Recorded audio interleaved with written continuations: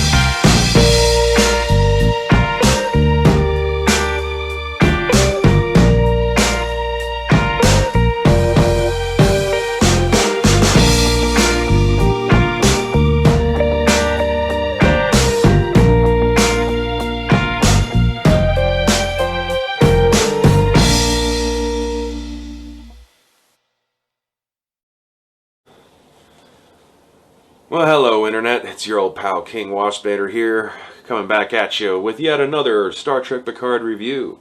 This episode is probably the weakest out of the 3 episodes they've put out so far. Not because of anything particularly bad about it. It wasn't overly action-packed, it wasn't overly cringe-worthy or anything. It just kind of felt like the back half of episode 2. Like, things that should have been resolved by the end of episode 2 finally got resolved in this episode. Like, it ends off with Picard bringing Dr. Jurati along, and that girl Raffi he was talking to at the very end of episode 2. Get a little bit more of their backstory and how they knew each other through Starfleet. And then apparently she's like an intelligence hacker type character. And she gets him in contact with this guy named Rios, who for some reason has an EMH hologram that looks just like him.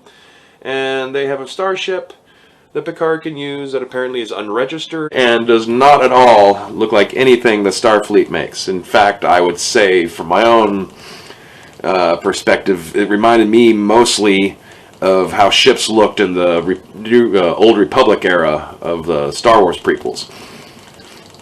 Even down to the coloration. And the interior sets seemed way too big for that ship, considering how it looks on the outside, because it looks like a fairly compact, small cargo hauler kind of thing. Narek's Romulan spy sister goes out to the Romulan cube to join him.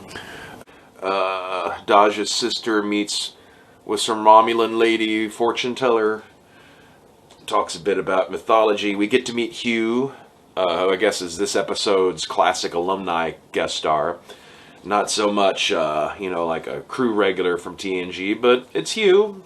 It's interesting seeing him working on the Romulan side of things. I was not entirely expecting that, but I guess it makes sense since they're the ones doing the Romulan, doing the Borg reclamation project and all that, so.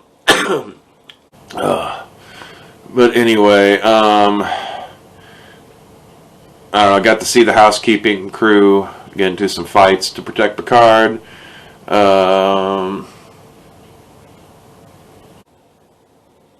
I don't know, like I said, it just kind of felt like this is all stuff that already should have been wrapped up by the end of the pilot.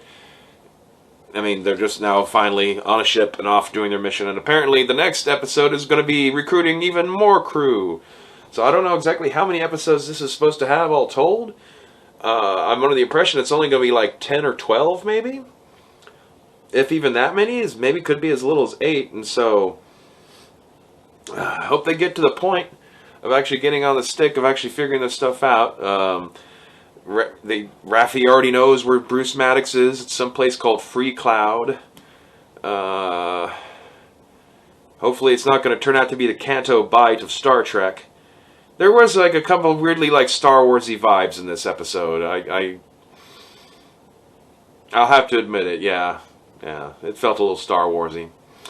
Anyway, I also happened to notice, since I do my CBS All Access through Amazon, that on the Picard page, where they got all the episodes listed out, they also have a couple episodes of Will Wheaton's after show, where he's talking to like various producers and writers. And I guess, just for curiosity's sake, since they're only about 25 minutes long, I'm going to take the nasty plunge on your behalf. And I'm going to watch Will Wheaton talk to Kiva Goldsman or Michael Chabon or somebody. I'll find out here in a minute.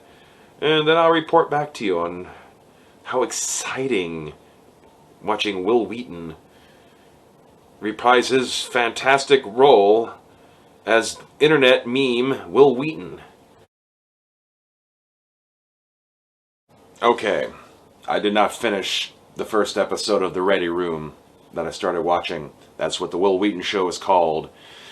It's you know how, I can't remember what it's called, but they had that Walking Dead show that would come on after The Walking Dead, and they'd have a bunch of, like, the guy from The Nerdist, and he'd have guests on, sometimes actors, sometimes just other, celebrity fans of the show, and, they'd talk about what they thought happened in the episode and what they think's going to happen in the next episode. That's kind of what I thought this was going to be, and it's not. This is a puff piece.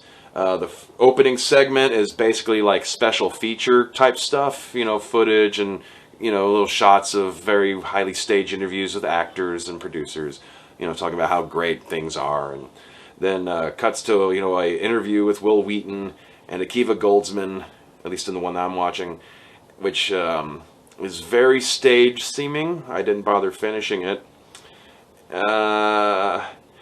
It reminds me of, how you have those fake news articles that are like paid ads, for like a pharmaceutical product or something, but they write up the whole ad to make it seem like it's a legitimate news article, so you're just reading it thinking you're reading regular news, but really it's just a paid advertisement.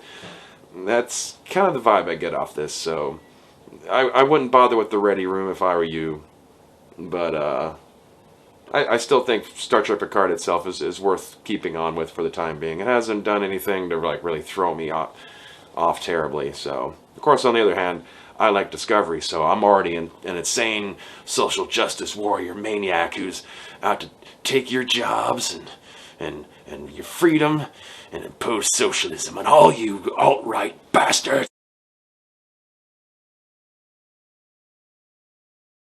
I kind of almost get the feeling that the first 3 episodes kind of should have just been all compiled together into one big pilot episode, because they all seem to just tell the same